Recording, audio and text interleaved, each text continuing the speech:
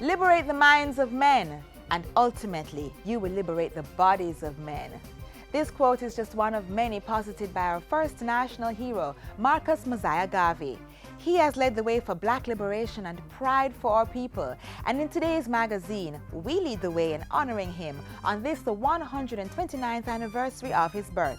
So stick around, an insightful show unfolds right now.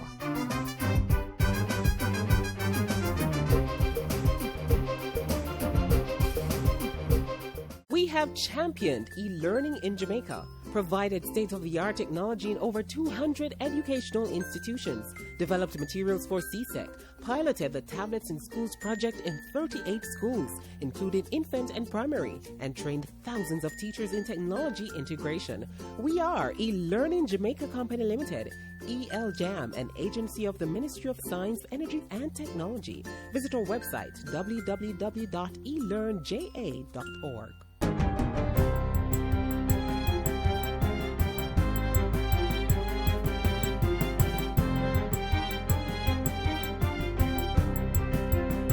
Good day, I'm Carrie-Ann Smith, and this is your GIS News for Wednesday, August 17.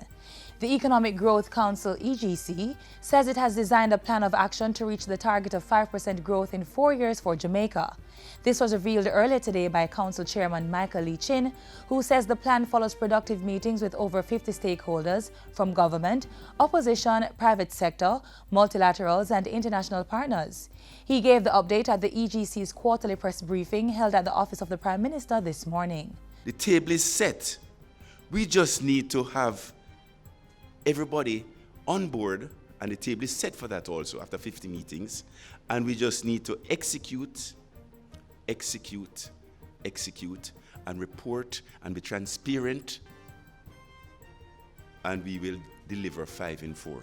So we at the EGC is not only up for the challenge, but we are pumped after listening to the stakeholders, and we are confident that 5 in 4 will be achieved. Prime Minister Andrew Holness also expressed confidence in achieving the growth plan, adding that it would depend on government changing the way it does business by focusing on facilitating and creating an enabling environment for the private sector. And government definitely needs to strengthen and become more efficient, more agile in regulation, law enforcement,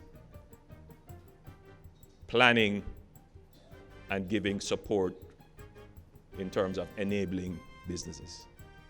Government is to receive a $35 million loan to help establish a modern ICT service provider for the entire public sector. The work will be done by the Technology Implementation Arm of Government, eGov Jamaica. The money will be handed over by the World Bank following the signing of a Memorandum of Understanding with the Ministry of Finance next week. This injection of funds will help government fulfill the needs of citizens by improving the quality of services and ensuring that reliable and consistent data is available for decision-making and service delivery. It forms part of the government's strategic public sector transformation project. Minister of Science, Energy and Technology Dr. Andrew Wheatley says Jamaica, which is ranked 5th in the world in terms of biodiversity, is well set for investment in DNA fingerprinting in plants. This technique for finding the genetic identity of an organism is primarily used in plants for protection of biodiversity, identifying markers for traits, and identification of gene diversity and variation. Minister Wheatley says this and other scientific methodologies are important for agricultural sustainability and preservation of biodiversity. Understanding the genetic information of an organism is critical, because what it does, it gives us the opportunity to be able to manipulate and improve. He was speaking at the opening ceremony of the 2016 United Nations University Biotechnology Program Symposium and Training Workshop for Latin America and the Caribbean. It was held recently at the Pegasus Hotel in New Kingston. More Jamaicans are being urged to practice safe sex in order to combat the growing cases of Zika transmission in the island. Zika is primarily spread by the bite of an infected Aedes aegypti mosquito, but is also reportedly transmitted through sexual intercourse. Since February 2016, 11 countries, and probably more now increasingly, have reported person-to-person transmission through a sexual route. We probably do the worst as it relates to protected intercourse in the Caribbean. The National Family Planning Board would like to see a little more success in use of condom. The chief medical officer was speaking at a Rotary Club meeting recently. Prime Minister Andrew Holnett says Jamaica will see benefits from its participation in the 2016 Olympic Games and marketing opportunities being created on the sidelines. What I witnessed firsthand was travel agents coming in, asking questions about Jamaica, about our packages, having our food, literally getting tutorials on Jamaica. And I witnessed that firsthand. And after opening officially and mingling in the crowd, I met many executives all asking about opportunities in Jamaica. The Prime Minister was speaking to reporters about his recent visit to Brazil, where he opened the Jamaica House Rio 2016. Dubbed Reggae Rocks Brazil, the hospitality house is government's base for promoting brand Jamaica at the 2016 Olympic Games. And finally, government officials continue to voice their support for Jamaica's 2016 Olympic athletes, with the latest commendations coming for gold medalist Omar McLeod and others who performed on Tuesday. Sport Minister Olivia Grange has applauded the new Olympic 110 meters hurdles champion as a superb athlete with a great future. McLeod became the first Jamaican to win the sprint hurdles at an Olympic Games, clocking a time of 13.05 seconds. The sport minister is also praising the performance of the first male to represent Jamaica in a diving event at the Olympic Games. Yona Knight Wisdom made it to the semi-finals and just narrowly missed the finals by 8 points. Minister Grange says the government and sport administrators, as well as sponsors and volunteers, now have the responsibility to keep the momentum and sustain the interest in diving. And that's it for JIS News Today. I'm Carrie-Ann Smith. Thanks for watching.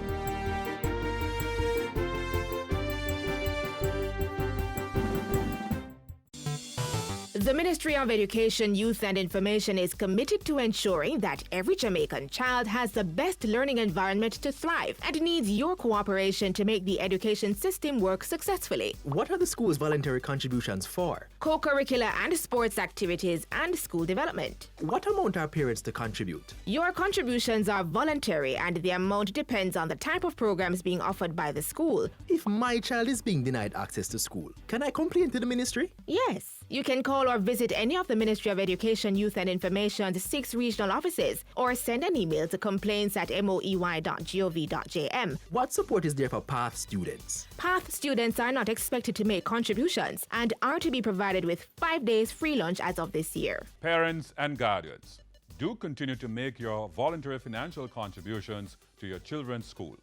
The institutions need your assistance for their school development and sporting activities. Remember, every child can learn. Every child must learn. If you have no confidence in self, you are twice defeated in the race of life. This is no doubt one of Garvey's most popular quotes. And speaking about race, we now switch our attention to the infrastructure around a race of another kind. We all know that the G.C. Foster College of Physical Education and Sport is one of the premier sport universities in Jamaica, right? Yes, it equips students and coaches with the right attitude and skills needed to excel in physical education and sport. The institution has produced numerous sport stars who continue to do exceptionally well on the world stage, even right now as we speak in Rio de Janeiro. Here's how it's done.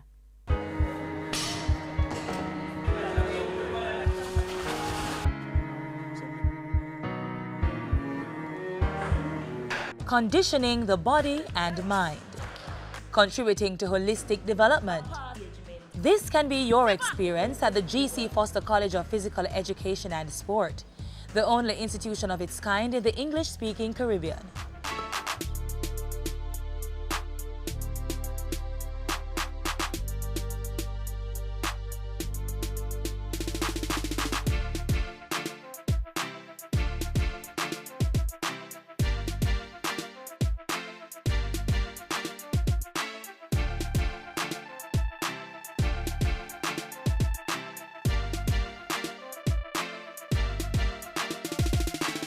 there was a growing need to establish an institution, a training institution, to educate and train teachers of physical education and sports and coaches. GC Foster not only fulfilled the mandate locally, but we are now reaching international countries. We are not just known as the home of world-class coaches, but we're producing world-class athletes as well.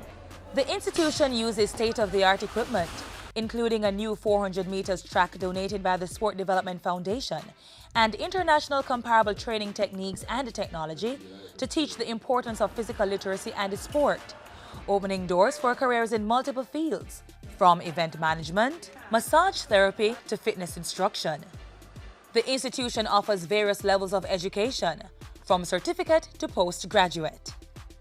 There are quite a few programs that we do offer that you'd call not necessarily conventional programs. We try to get the students optimally rounded so they can introduce different sporting activities to the students when they go out in the world of work. Students are given the opportunity to hone and shape what is learned in theory through practical exercises in the various facilities provided for multiple sporting disciplines.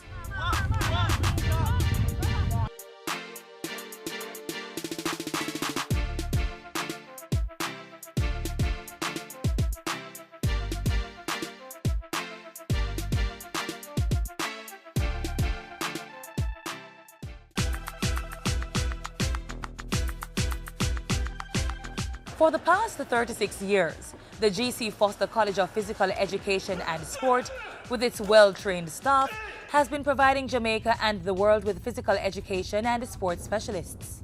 GC Foster laid the foundation for a scientific understanding of the sports, science and its various disciplines, track and field, football, volleyball, basketball, and so on. It also laid the foundation for emotional support in terms of understanding human behavior, learning how to deal with situations that are quite common to group dynamics. The college facilitated my preparation as a referee because of the numerous fields, so I use it to train to keep up my fitness level. It's not very easy over here, but it basically helps you to become a mentally and physically tough person. Nothing in life comes easy, and you have to work whatever it is that you want. They have given me the platform to train and education and to work. So I'm really grateful for the opportunity that they have blessed me with. At the GC Foster College of Physical Education and Sport, you can find your place on the field, track, court, in the pool, ring, over the table, across the net, or at the front of the class. The GC Foster College of Physical Education and Sport, a world-class training institution.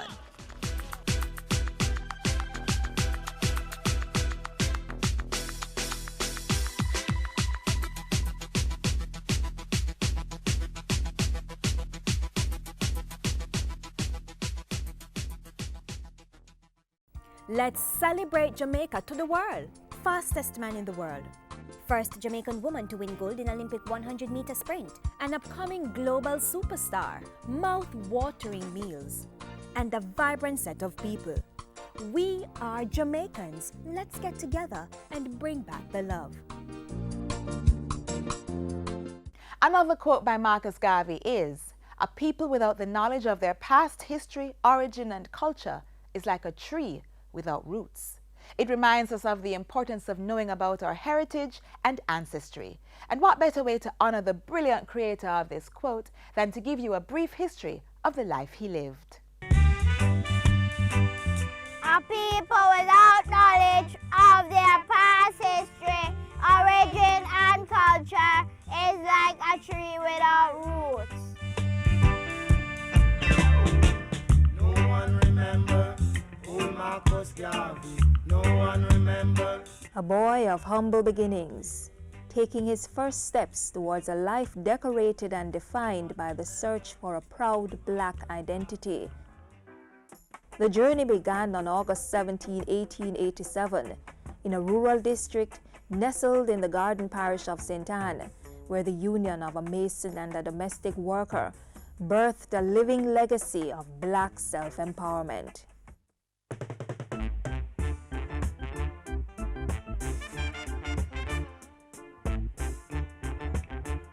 When you hear him describe his mother, Sarah Jane Garvey, she had a different kind of influence on him. I think that he inherited a lot of her sense of compassion. Marcus also inherited much from his father, Marcus Mosiah Garvey Sr. Together, his parents gave him a strong foundation, starting at 32 Market Street in St. Anne's Bay. The Universal Negro Improvement Association, the Pan-African Movement, the Negro Factories Corporation, the Black Star Liner Shipping Company, all symbols of achievement to which Garvey could lay claim. But his life was more than the public platform familiar to most. Garvey was equal parts Pan-Africanist and father, equal parts orator and husband, scholar and son, national hero and lifetime student. As a young boy, Garvey developed a love of reading, first from his father's private library and later the more extensive collection of his godfather Alfred Burroughs. An apprenticeship with Burroughs at age 14 provided a platform for literary expression through the printing press. It's an influence that would find expression in several newspaper developments and publications throughout Garvey's life. Even as he trod the path of visionary, philosopher, and scholar, Marcus Garvey was a family man. After a long courtship, he married Amy Ashwood in a private Catholic church ceremony, followed by an elaborate public ceremony and reception at Liberty Hall on Christmas Day, 1919. The union didn't last. But Garvey found love and family life again with his longtime secretary, Amy Jakes. The two married in July 1922 and had two sons, Marcus Jr. and Julius. You can see letters that they wrote to each other when his sons were in Jamaica and he was in England. He has nicknames for them. He speaks to them the same way a loving father would speak to any child. From the dirt tracks in a small rural community to a global stage promoting change, the Right Excellent Marcus Mosiah Garvey was the epitome of ambition. When you look at his background versus what he was able to achieve in a very, very short time period, you have to recognize that it was ambition that was driving him. But most importantly, he had ambition not just for himself, but for people of his race. He wanted black people to be liberated in every sense of the word, not just physically, but mentally, economically, socially, and so on. On June 10, 1940, a nation lost a hero. Humanity lost a world changer. Marcus Garvey was finally laid to rest in 1964 in Jamaica after 52 short years. The man from St. Anne's Bay had given black people a new way of looking at themselves. He'd told them to embrace their identity, that they could achieve anything. Up your mighty race! Accomplish what you will! No one remember old Marcus Garvey. No one remember old Marcus Garvey. This is the Aedes aegypti mosquito that spreads the Zika, chikungunya, and dengue viruses. Protect yourself from the bite of this mosquito. A message from the Ministry of Health. Our next feature will highlight the schools that excelled in this year's Zika Public Education and Awareness Selfie and Jingle competitions. These four creative and brilliant groups of students have truly demonstrated what Marcus Garvey meant when he said, "Up you mighty race, accomplish what you will." Take a look.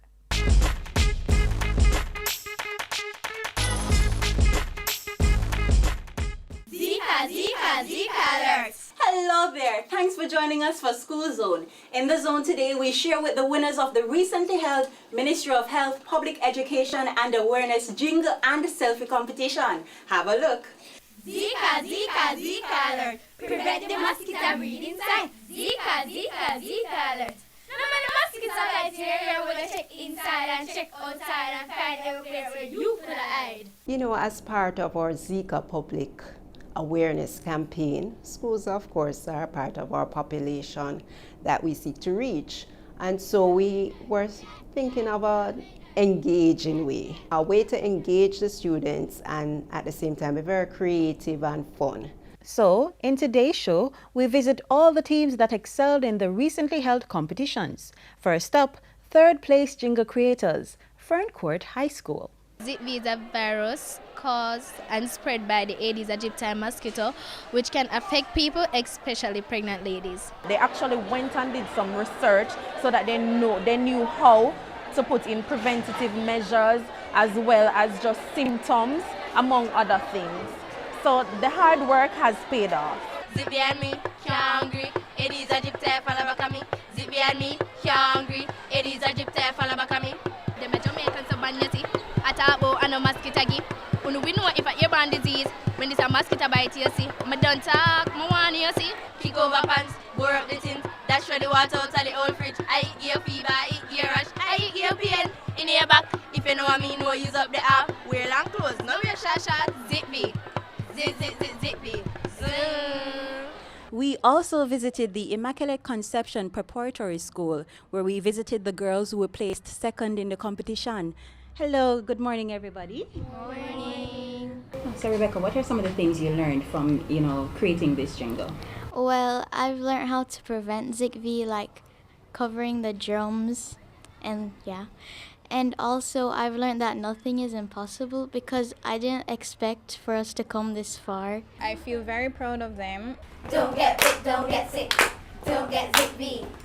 I'm telling you now, all pregnant ladies, be wise, protect your babies. Zika is on a roll. Let's work together to keep it in control. Cover the drums, close them tight, so we can destroy all breeding sites. Use up the candle, use up the spray. Now we have to use it every day. Joint pain, headache, muscle pain too. Swelling the lower and weakness, rash too. Zika, we no want Zika, we no want Zika. Aedes aegypti, now we're gonna say bye. Zika, Zika, Zika alert. Prevent the mosquito breeding site. Zika, Zika, Zika alert. No matter the mosquito bites here, we're gonna check inside and check outside and find every place where you could have had. We're gonna eradicate. We're gonna eliminate. We're gonna puncture the tire them, clean out the drain, bore up the tin them, clean out the drain, cover the drum them. Cover the drum them, scour the vase, prevent the mosquito breeding site. My name is Amoya Wong. My name is Shanika Bleachin. We are the winners of the MOH Zika Jingle and Selfie Competition 2016. I feel proud, excited, and I don't know how to explain it. It's just a joy for me and my family, friends, and my teacher. We use the jingle also as a learning tool. We, on our PA system, morning, in the noon, even at nights. Once the students are made more aware, then they would actually move about in a more responsible way as it relates to eliminating all the areas that we think could harbor the mosquito that caused the virus. Zika, Zika, Zika alert. We're going to eradicate, we're going to eliminate. You're watching School Zone. As we said earlier, it was the MOH Jingle and Selfie competition, so we had to pay a visit to the picture-taking champions.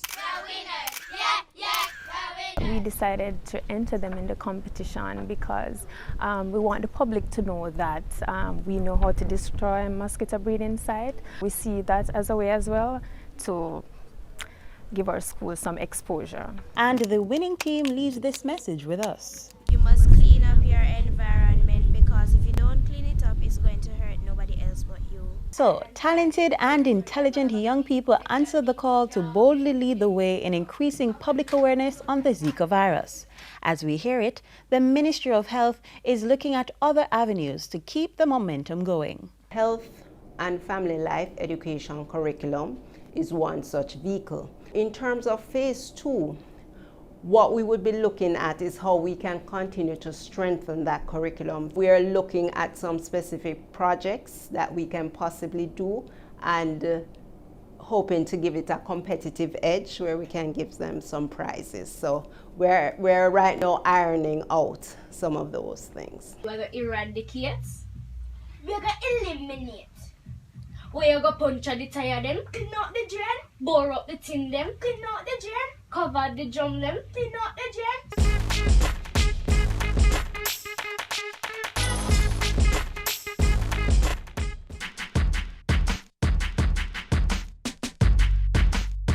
I think that if we are going to change the world, change our communities, change our schools, that change must first happen within.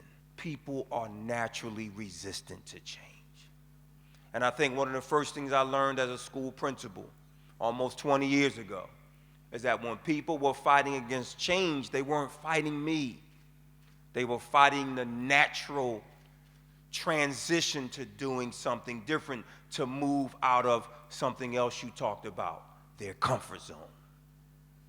So many of us become so comfortable in that zone that we do not want to move. We resist the revolutionary internal feelings to move into what we call the learning zone, where we have to take on new challenges, because see, if it challenges you, it will change you. So we don't want to move into that learning zone because that learning zone is close to the frustration zone. And so we avoid those challenges because we don't want to get frustrated, because we know that in those frustrations there will be conflict. And often I will complain as a principal about the many conflicts and battles that I fight. And then my minister, my pastor in church said to me, you need to stop complaining and keep fighting for our children, because the price of leadership is conflict. And I'm very sorry if I come to you today sounding like a preacher and not a teacher. But folks, my people, this work is a ministry. Our children will keep us on our toes and our knees every day, but they are worth it.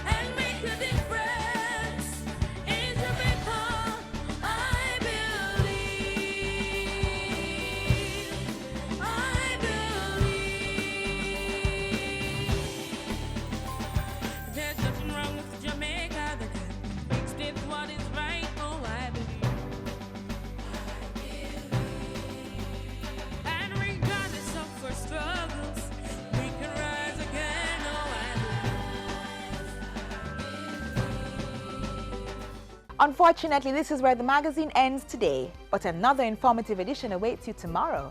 Until then, send us an email with your thoughts on our program at jamaicamagazine@jis.gov.jm. Don't forget to follow us on Twitter and visit our website, jis.gov.jm. I'm Audrey Williams. Remember, we are arbiters of our own destiny. God and nature first made us what we are. And then out of our own creative genius, we make ourselves what we want to be. What good?